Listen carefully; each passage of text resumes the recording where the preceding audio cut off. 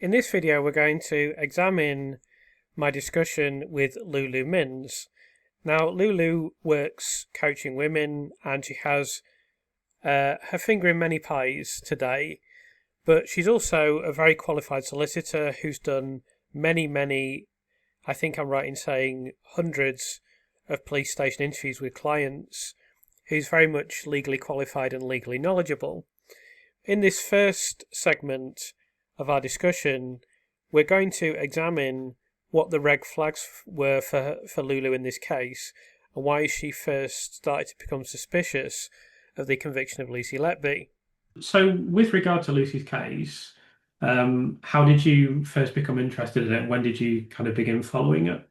Yeah, it was during the trial itself because, 10 years leaving legal practice, or it would have been just under at that point, I'd switched off from any, criminal Hmm. cases. I'd, been reading about it for years, doing my degree and all of that stuff. And I've run a podcast myself for a number of years, and I was writing an episode about male authority and how we defer to male authority, interestingly.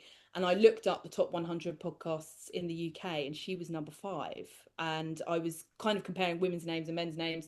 And I was like, who's Lucy Letby? Which sounds a bit bonkers, but I try not to read newspapers, although I have been over the last couple of years because I don't really believe a word that's in them most of the time. So, and I know when I was in criminal practice, the strange reporting of some of the stuff that we were involved in. And I myself was quoted once or twice of things that I'd said, but it was out of context, which Right. annoyed me. So I never believe what I read about criminal cases. So my first alarm bell was that, from a criminology perspective, is that we're far more interested in women and deviants than we are and their success, because men were leading politics, comedy, parenting, all sorts of podcasts, whereas the top one for a woman was about criminal behavior, allegedly. So that was my first thought. My second thought was, how on earth is this young woman having a fair trial when the trial is currently in play? And this is one of the most downloaded podcasts in the UK. It was in number 5. So how she had a fair trial? And thirdly, I was like, it just seemed ridiculous. I kind of thought medical negligence is a far more likely reason for unexplained deaths than a female serial killer. It just seemed preposterous to me. Again, from a criminology perspective, female serial killers are such a tiny proportion, like less than 1%. Most of them have a male accomplice. There's all sorts of, I just thought, how ridiculous. But as I said, I was out of that world. So I thought, it's got nothing to do with you. I'm not going to look into it any more than that. But I'm going to keep an ear out if she's convicted. And if she is, I'm going to read everything I can about it, because something just feels massively off. So that's what I did. Yeah, I didn't follow the trial. I didn't hear about it at all. I don't recall ever seeing a report, and I don't follow the news very much for similar reasons, really. And I just happened to hear about it on the day of conviction. So, but I have most people that I've spoken to who followed the trial said, well, I just thought she'd be found not guilty. So it's interesting in that regard. So you've mentioned a few of the red flags from the Lucy Letby case, or certainly your initial concerns. Now you've had a bit more time to look into it and hear about it and so forth. Do you have any kind of further red flags that you might like to add? Yeah. I mean, there's so many, isn't there? Where do we start? I'm trying to kind of go in the order that I kind of thought about it, and think about these things, which, two major ones to start with were a lack of motive, which, you don't need that for a criminal conviction 100%. Should you have it in an investigation? Absolutely. Because, the police should be asking why something happens before they're looking at who did it, who's done it. And the trouble with these types of cases is that step, as well as the fact that no crime might have been committed and it's highly likely it wasn't, are kind of totally missed out. So that was a major alarm bell to me. And again, criminology understandings, working in criminal practice for 10 years, reading, even I was remembering actually preparing for this interview, even when I was at university, I read a book about Mary Bell, who was a young woman who killed another child. I have read and understood, a lot about criminal behavior, and there is always A, some kind of motive, or B, some kind of psychological profile or trauma that sits behind the actions of that person.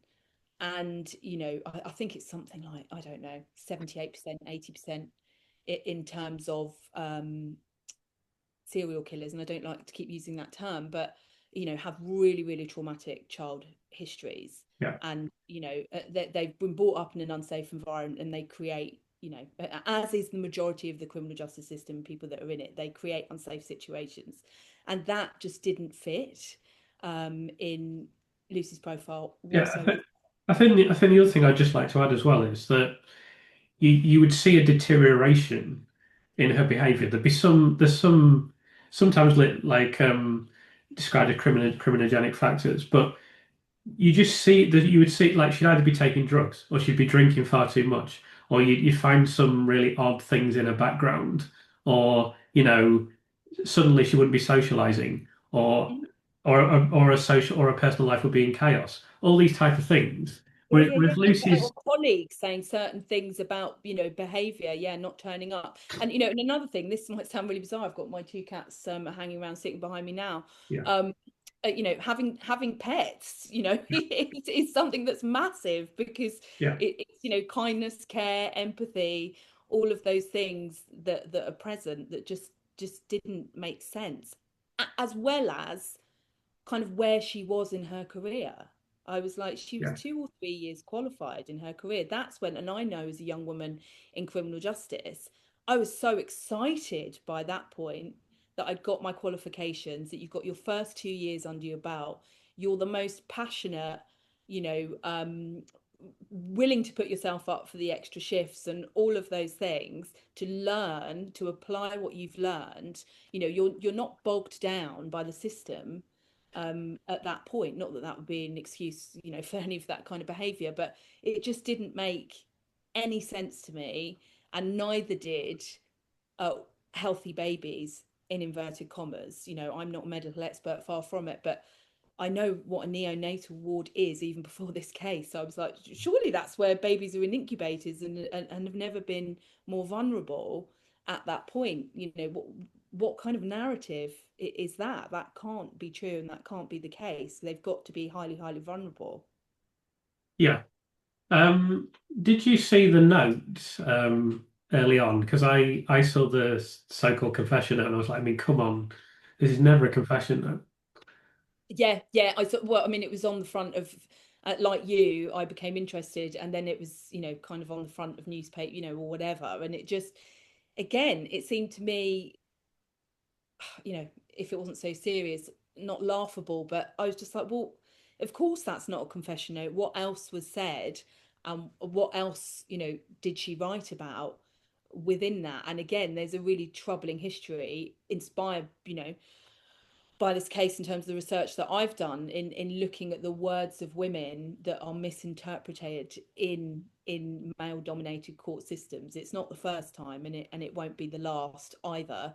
So, it's really concerning. But it's interesting that the people that you spoke to said that you didn't think she'd be convicted, because a lot of people that I spoke to were like, oh, I thought it was a kind of bang to rights case, and of course she'd done it, and that was that kind of thing. And it's only people that are really starting to question it now, but it just didn't make, and it doesn't make still any sense. And also, with the vague suggestion of the prosecution saying she had an inappropriate or affair or whatever it was, suggesting that as a motive is absolutely absurd. As is, I would add, from a gender perspective, saying that she was playing God, because Yeah, women don't tend to, you know, to again, from a, I'm not a psychological profile expert, but it's not something women are even grown up to believe that they can be God. So it just seems so far-fetched that, again, there seems no gender understanding of the imbalance of power that was taking place, yeah, and this top-down on her, and this narrative that just dominated but made no sense whatsoever. Well, I mean, I am of the opinion that the reason they put this stuff in about the doctor in the court case is that the prosecution knew we've got to put something in to say there was a motive, otherwise this makes absolutely no sense. I don't think they believed it for 1 second. Um, it doesn't, even that doesn't make any sense. It's like, oh, Lucy, you did all this so that you'd get the attention of the doctor. She already had his attention. So it doesn't need Yeah. to do anything. It doesn't need to do anything. Why? Oh, they already were friends, clearly. They had, you got all these messages. They couldn't even find one message that met the bar of flirtation. That's the thing I always point out. It's like, if you went through my phone, you'd be able to find them. But they didn't even have one. But the whole premise is, oh, Lucy was doing all this stuff to gain the attention of the doctor, what the doctor is she's already friends with, who she already has the attention of. Yeah. It doesn't make any sense. Absolute rubbish. And Yeah. I don't think they believed it for 1 second.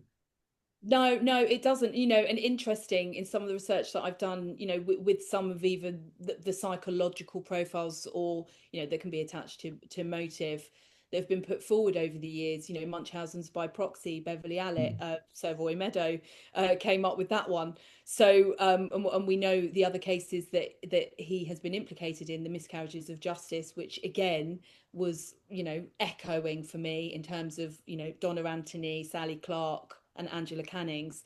They were cases that I didn't get overly involved at the time because I was very early in my career, but actually when I was doing the miscarriages of justice CCRC, when you are desperate to find that ground of appeal for someone, I was aware of those cases, in the background, and there was some real similarities that struck. And there's an amazing crime analyst, Laura Roberts. Is it Laura Roberts? She used to work for Scotland Yard.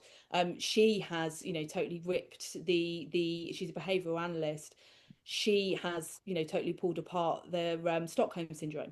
She was like, that was a male psychologist saying that women get attached to their captors, and it's not. It's actually a trauma response. It's called fawning. You're not actually as physically powerful as that person, so therefore you will comply in order to respond because you know your life's at risk. Yeah.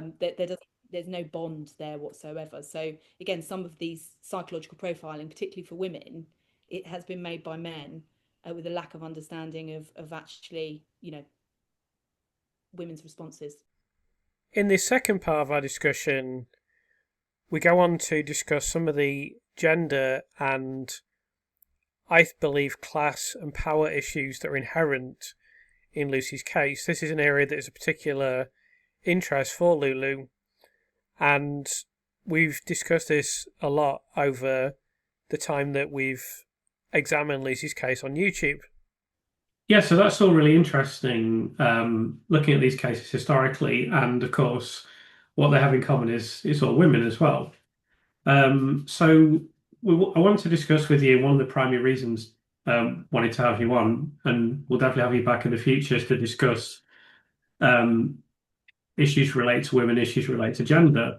I know this is the work that you're kind of involved with now, and it's something that I've touched upon in my book and I've mentioned on this channel, but I don't think I've done it enough. But it's very difficult to cover everything with this case, and particularly in the book, I just couldn't go into this enough. But I wrote that the case has a stench of classism and a distinct whiff of misogyny. So I know that you agree with this. I just like to hear, firstly, your full view on that. Yeah. No, and I love that as a quote, if you like. And I think we've already touched upon the class issue, but me looking into it more, and the information on your podcast is so powerful and useful, so I'm grateful to you for that. I thought you could have, with the institutional part, I'm going to just stick to the classism bit slightly, is that what you have is, and I was going to create a diagram and I haven't done it yet, but I've got a hand drawing, is you've got two institutional bodies, that the medical system and the criminal justice system, kind of sitting on top of Lucy and the plumber, who have, just if you think of it like that, is where institutional power comes in, or class, or anything else, you can see how difficult, even with a huge lack of evidence, which there was in my opinion, is that, how can they possibly challenge that when their voice and what it is that they say is not taken as seriously as a medical doctor, and the barristers and all of that kind of stuff. So I think there were elements of that were massively missed in terms of the misogyny. It's so hidden in these types of cases. One of the elements in the article that I'm writing is that there is almost a deletion of women's voices, or what it is that they say is totally dismissed. And that was littered across this case, and I've learned a lot of that from listening and watching your podcast. And there can be all sorts of reasons for that, absolutely, but it's undeniable that Michelle Warden or Jane Hutton or these women, Lucy's best friend, who was too fearful to speak up. Other nurses were Other saying, nurses, "Oh, don't speak out, or we'll destroy your career." yeah, Basically, that's what they were told. I mean, it was put more euphemistically, obviously, but yeah. And we've seen it, in other cases. It's and who knows. I've got a few theories on why the defence didn't have expert evidence, but Dr. Wayne Squires, I know you know about this, who challenged the status quo of evidence that's being given in baby shaking cases, was struck off. She challenged that, she won that, but her career was over. And I don't think, and I'm going to put that out there, if she was a male expert, she would have had that backlash from her professional authority, which is the same as Charlotte Proudman had that from the Bar Council, because she spoke out about a judge in a family law case on Twitter. The last I heard, she's actually taken the Bar Council to court for she won the claim against her. I think Mark McDonald's is involved, so as well, interestingly. So there's lots of interconnections there, but with the silencing of women and not listening to women's voices is done way before the courtroom happens. And I think that's really important for institutions to understand how that happens, and that it is happening, and what a risk that women face when they're in these situations. The case of Amanda Knox in Italy, she was convicted of killing her housemate, even though they'd apprehended the man who had sexually assaulted and killed her, but the suspicion was already on Amanda. She spent 4 years in custody. She's out there talking and doing amazing work currently. That she said that it was like she was fighting a mythology against her and not the facts, and that's really, really hard to fight. that's exactly what's happened in Lucy's case. Exactly. If It anything, totally, it's worse. Because yeah. here the mythology got bigger, didn't it? Is what? The mythology just took on some mammoth Yeah. scale in this Yeah, case. yeah. It absolutely took on a mammoth scale. And what the prosecution do in these types of cases is they, whether they're aware of it or not, but my, the amount of work and stuff that I've looked at over the years is that they tie into almost religious mythological women to attach to some narrative that is not actually true. It's interesting, but for Amanda Knox, for example, she was like the femme fatale. They totally sexualized her, and the press backed it up. There was absolutely no evidence of that whatsoever. They just went and ran with it. And people, and what's so interesting is, even when I talk to people about this stuff now, they go, "Oh, well, she didn't really help herself." And I'm like, what how are you supposed to help yourself in that situation? It's really, really difficult, and there are a lot of parallels with their cases and how they were dealt with. Yeah, this is a bit of a going off piste, but there's a film called, I think it's called One Night at McCall's. Have you ever heard of that film? No, I don't think so. Yeah, so I've never watched it, but it's not really highly regarded or anything, but I think it's an interesting premise. And basically, there's a female character who's played by Liv Tyler, and various men who knew her or know her recount various stories about her from their perspective. And it's all relate. I've thought about this when I spoke to you first, and you were talking about how, you know, men will tend to put women in a box, or in certain roles, like you said, they've sexualized Amanda Knox, and in this film, they all tell their stories, but it's kind of a satire showing they just put this woman into a box that is Mm. based on their preconceived ideas of who she is. I've Mm. never actually watched it, but it's quite interesting, and it just made me think of that when you Yeah. when you mentioned this to me before. What Yeah.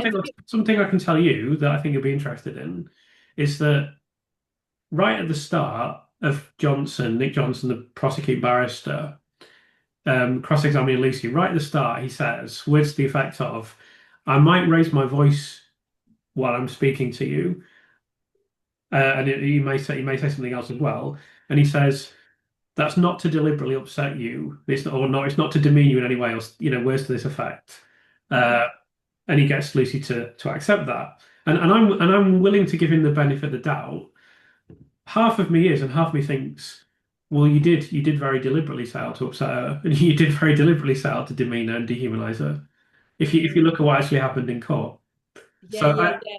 Yeah, and you're on what he's doing there, is almost asking her permission, right? Oh, hmm, it's okay, that I'm going to do that, and I'm going to get favor of the jury, in order to do that. And it's interesting you said about the film. I've not seen it, but in the book that I've written about personal growth, which is about it being cyclical and not linear, which I tie that into, the voices of women, or feminine intelligence being deleted from the mainstream, is that I talk about Virginia Woolf, a lot in her A Room of One's Own, where, she says, oh, there's so much written about women, but it's all written by men, right? hmm, And she wrote that only 100 years ago, and she's imagining women, in their genius in 100 years' time, which is we're almost at that point. And I'm like, well, Virginia, we're not that far ahead, because stuff like this is still happening, where there is a strong male dominated narrative